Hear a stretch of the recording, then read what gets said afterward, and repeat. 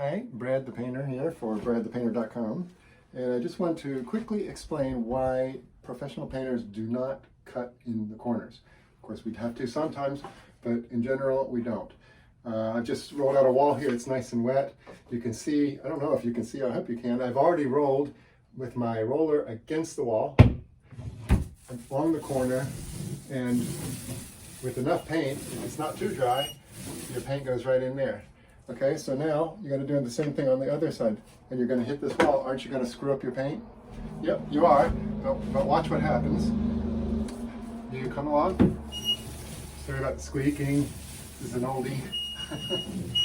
So you come along. I don't know if you can see it. Maybe I'll pick up the camera, and you can see that the line, the roller has left a mark against this wall. You can see the purple coming through.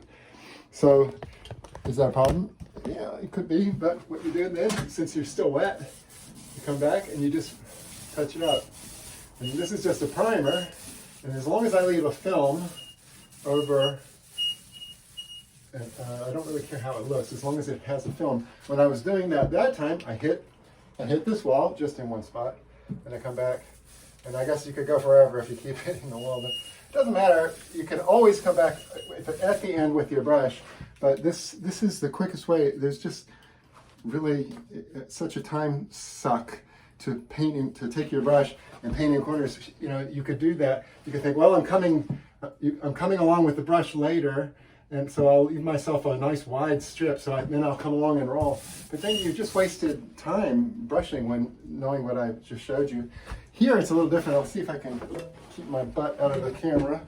But you can see this is oak trim, and the same thing goes here. Of course, I cannot come in here, but what if I were to cut this first, leave myself an inch or inch and a half, and come along with the roller? Would that be okay?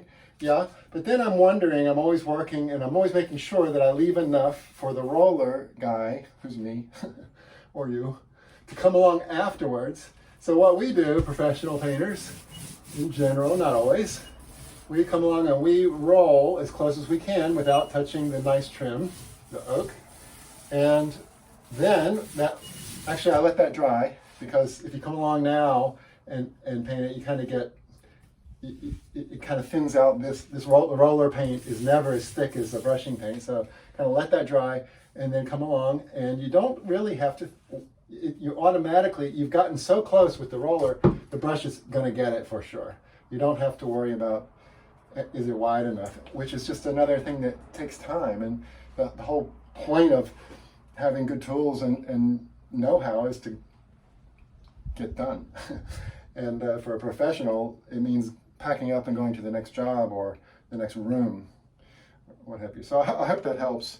It's not something all professional painters agree with, but everybody I know for 30-something years, that's what we do. Okay, good luck on your painting job.